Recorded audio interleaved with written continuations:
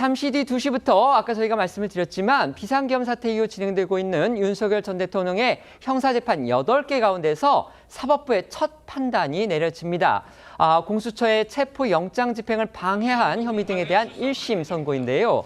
잠시 뒤부터 저희가 생중계해드릴 선고 영상은요. 돌발 상황을 대비를 해서 법원에서 실제보다 10초 정도 지연 송출될 예정입니다. 시청자 여러분들 양해 부탁드리고요. 재판에 앞서서 오늘 선고의 쟁점부터 짚어보겠습니다. 네, 오늘 재판은 윤 전 대통령의 내란 우두머리 혐의를 심리하는 이 내란 혐의 사건 본류 재판과는 별개의 내용입니다. 윤 전 대통령은 먼저 지난해 1월 경호처를 동원해서 공수처의 체포영장 집행을 방해한 혐의를 받고 있습니다. 또 계엄 당일 일부 국무위원만 소집을 해서 이 국무위원들의 심의 의결권을 침해한 혐의, 그리고 이 비상계엄 선포문을 계엄 해제 후에서야 제대로 국무위원들의 부서, 그러니까 서명이 이루어진 것처럼 허위로 만들었다가 폐기한 혐의 등을 받고 있습니다. 내란 재판 본류는 아니지만 이 공수처 수사권의 적법성이나 국무회의의 절차적 문제 등은 내란 재판 선고의 일부 가늠자가 될 수 있어서 오늘 재판부의 판단이 주목이 됩니다. 앞서 내란 특검팀은 윤 전 대통령에 대해 징역 10년을 구형하면서 자신의 범행을 은폐하고 정당화하기 위해 국가기관을 사유한 중대범죄라고 구형 이유를 밝혔습니다. 지금 법원 그 재판정에서 영상이 들어오고 있기 때문에요. 지금 재판정 현장 연결해서 윤석열 전 대통령에 대한 1심 선고 내용 생중계해 드리도록 하겠습니다. 먼저 당사자 및 소송 관계인의 출석을 확인하겠습니다. 특별검사 측에서는 어느 분이 나오셨습니까? 네, 바우스 특별검사부 차명곤, 김다락, 장지영, 김구열, 유승재 검사 출석했습니다. 예. 변호인 측에서는 어느 분이 나오셨습니까? 네, 김홍일, 배보윤, 유정화, 송진호 변호사 출석했습니다. 네. 예, 이제 피고인을 입정하도록 할 것인데 피고인이 들어오는 동안 소송 관계인 및 방청인들께서는 자리에서 일어나거나 소리를 내지 마시고 착석하신 상태에서 질서를 유지하여 주시기 바랍니다. 피고인 입정하십시오.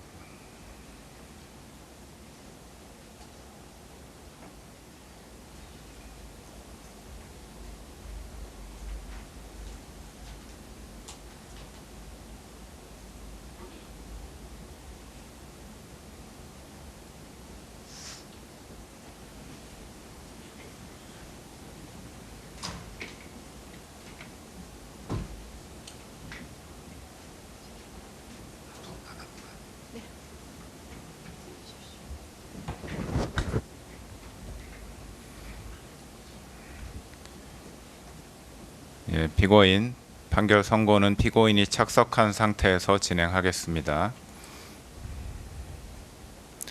판결을 선고하겠습니다. 특별검사가 제출한 공소장에 기재된 피고인에 대한 죄명은 특수공무집행 방해죄, 허위공문서 작성죄, 허위작성 공문서 행사죄, 대통령 기록물 관리에 관한 법률 위반죄, 공용서류 손상죄, 직권남용 권리행사 방해죄, 대통령 등의 경호에 관한 법률 위반 교사죄 및 범인 도피 교사죄입니다. 공소사실의 요지는 다음과 같습니다. 국무위원 심의권 침해 관련 직권남용 권리행사 방해 범행 부분입니다. 피고인은 2024년 12월 3일 22시경을 기하여 대한민국 전역에 비상계엄을 선포하기에 앞서 같은 날 20시경 국무총리 한덕수, 외교부 장관 조태열, 통일부 장관 김영호, 법무부 장관 박성재, 행정안전부 장관 이상민만을 대통령실로 불러 비상계엄 선포 계획을 알렸습니다.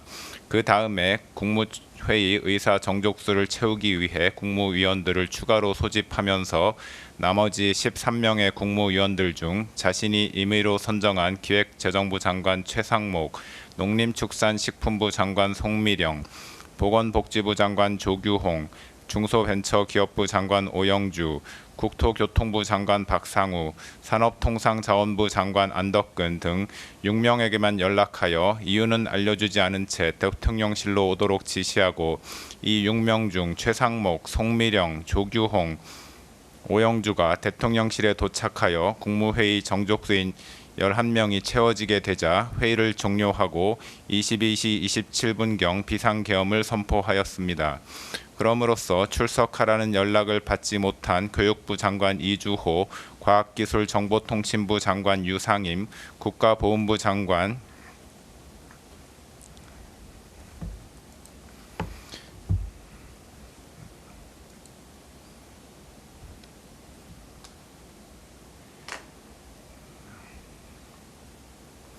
강정애, 문화체육관광부 장관 유인촌, 환경부 장관 김완섭, 고용노동부 장관 김문수, 해양수산부 장관 강도형 등 7명의 국무위원 및 대통령실에 미처 도착하지 못한 박상우, 안덕근 등 2명의 국무위원으로 하여금 국무회의에 출석하여 비상계엄 선포 및 계엄사령관 임명에 관한 심의를 할 수 없도록 함으로써 위 9명의 국무위원들이 국무회의에 출석하여 헌법 질서와 국민의 기본권에 중대한 영향을 미치는 계엄 선포 및 계엄 사령관 임명에 관해 심의할 권리의 행사를 방해하였다는 것입니다.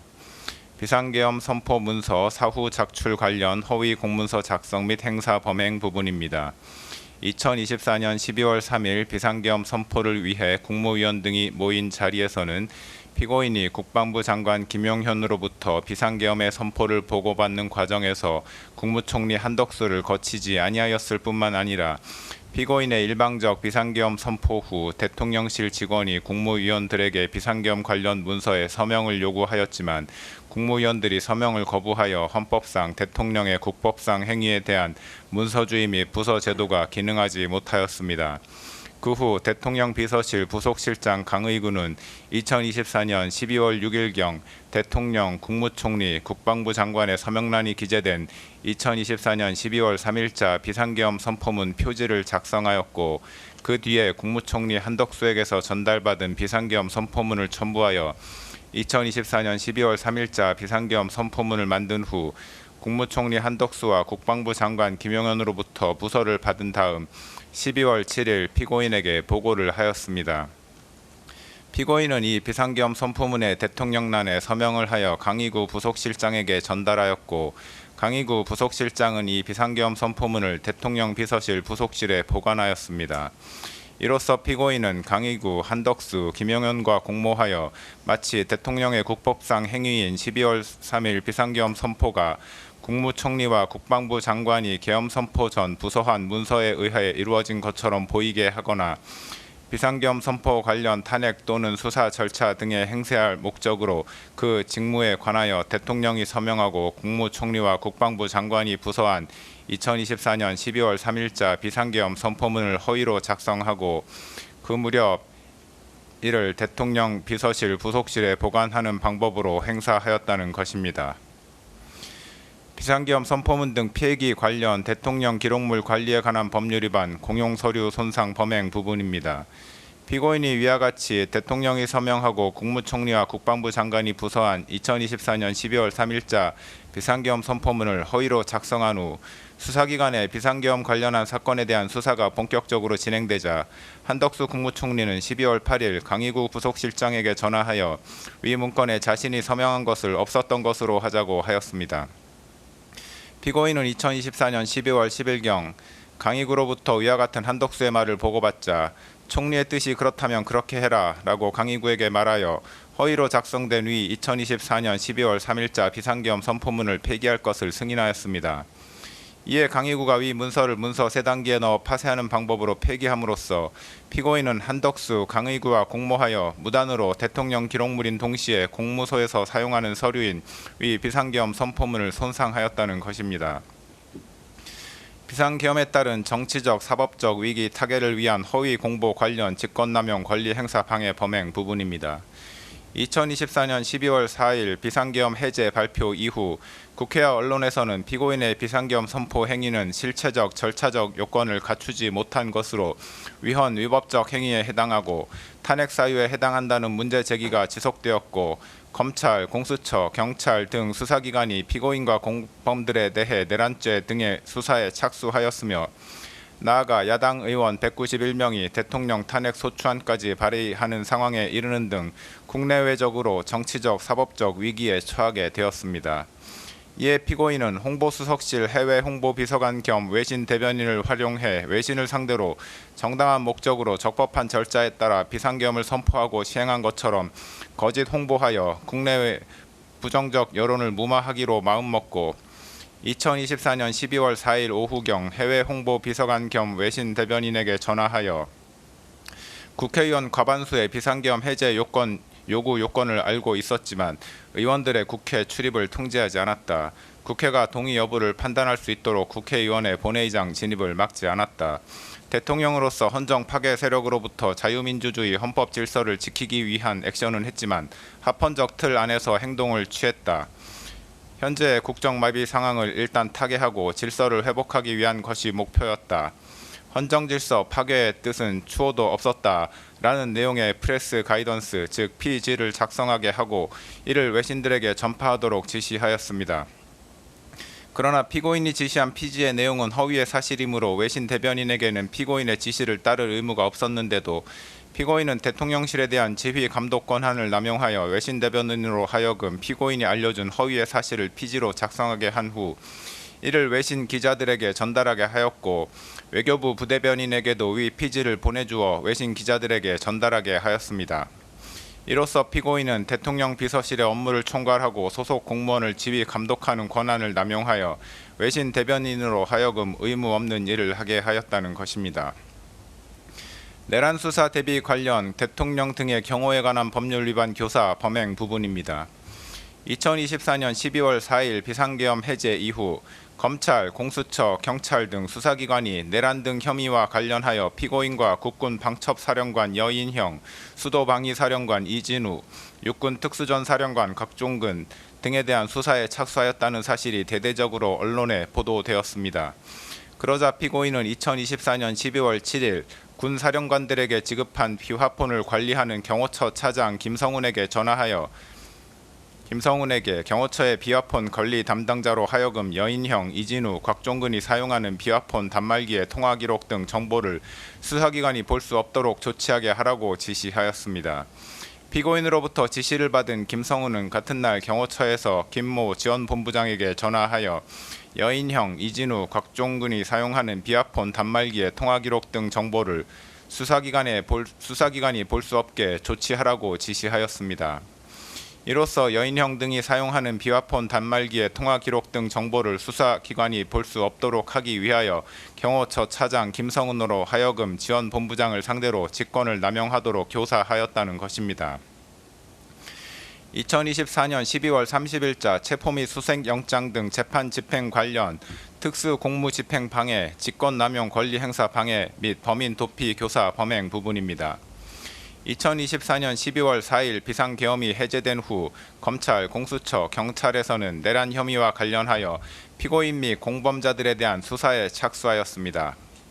공수처는 2024년 12월 16일경부터 2024년 12월 26일경까지 피고인에게 출석 요구서를 3회 발송하였으나 피고인은 출석 요구에 응하지 아니하였고 결국 법원은 2024년 12월 30일경 피고인에 대한 체포영장과 수색영장을 발부하였습니다. 법원이 발부한 영장을 집행하기 위해 공수처는 2025년 1월 3일경 체포영장의 집행을 시도하였는데 피고인은 대통령 경호처장 박종준과 차장 김성훈 등에게 체포영장은 불법이므로 이에 응할 수 없다고 하면서 체포영장 등의 집행을 저지하라고 지시하였고 피고인으로부터 지시를 받은 경호처장 박종준과 차장 김성훈은 대통령 경호처 간부회의 등을 통해 지금 저희가 서울중앙지법 법정을 연결을 해서요. 백대현 부장판사가 주재하는 그 재판부의 윤석열 전 대통령의 체포 방해 혐의 등에 대한 1심 선고 내용 전해드렸는데요. 지금 현재 백대현 부장판사는 내란 특검의 공소 사실을 지금 소개하고 있습니다. 지금 아까 저희가 자막으로 전해드렸던 이 더블코트를 해서 전해드린 그 내용이 판사의 판결 내용이 아니고요. 이건 어디까지나 내란 특검의 공소 사실을 재판부가 지금 읽고 있는 부분을 저희가 소개해드렸다는 거 다시 한번 말씀을 드리겠고요. 이제 앞으로 이제 그 혐의 사실에 대해서 아마 선고 내용이 구체적으로 나올 겁니다.